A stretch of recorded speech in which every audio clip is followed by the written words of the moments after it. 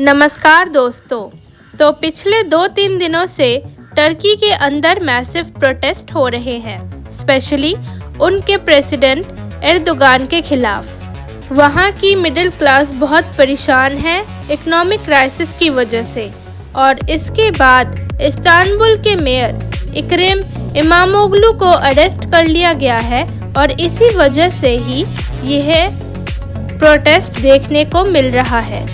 अभी तक टर्की की पुलिस ने 1100 प्रोटेस्टर्स और जर्नलिस्ट को अरेस्ट कर लिया है, और ये प्रोटेस्ट हाईलाइट करता है कि वहाँ पर किस तरह से पॉलिटिकल टेंशन्स चल रहे हैं। टर्की के गवर्नमेंट का ये कहना है कि इमामोग्लू को इसलिए अरेस्ट किया गया है क्योंकि उनके खिलाफ करप्शन के चार्जेस हैं, जिस पर इमामोग्लू खुद और उनके सपोर्टर्स साफ मनाही कर रहे हैं।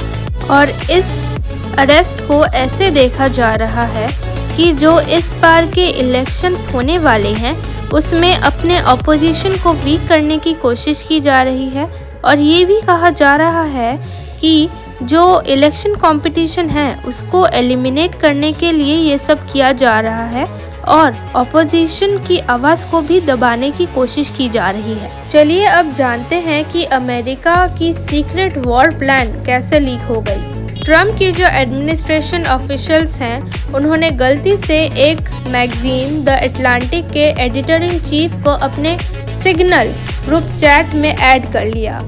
सिग्नल एक व्हाट्सएप की तरह ही मैसेज चैटिंग ऐप है।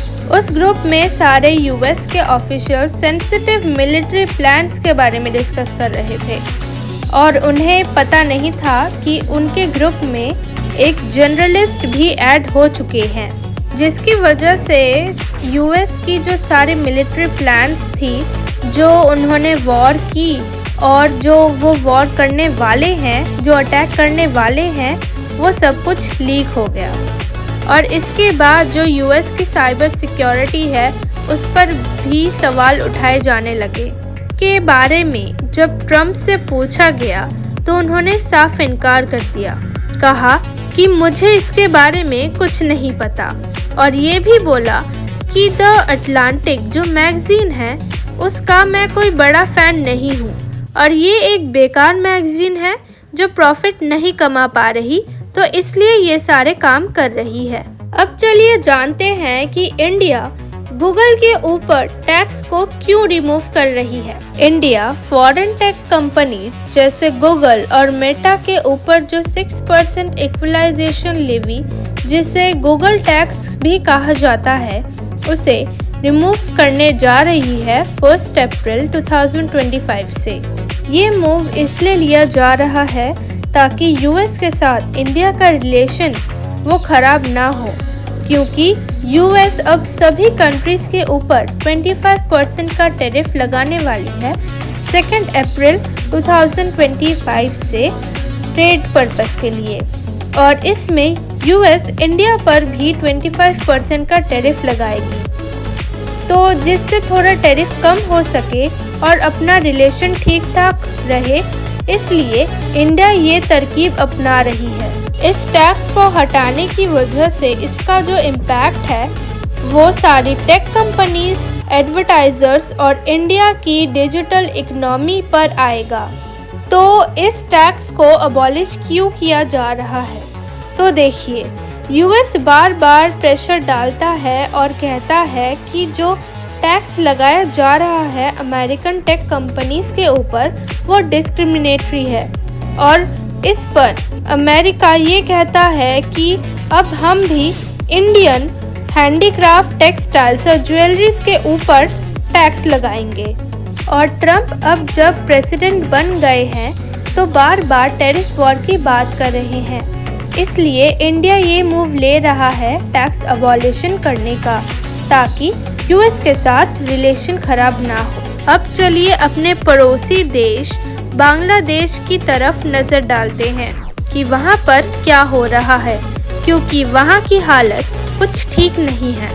तो देखिए, बांग्लादेश के अंदर बहुत ही ज़्यादा पॉलिटिकल कंफ्यूजन चल रही है कि बांग्लादेश को कौन रन करेगा।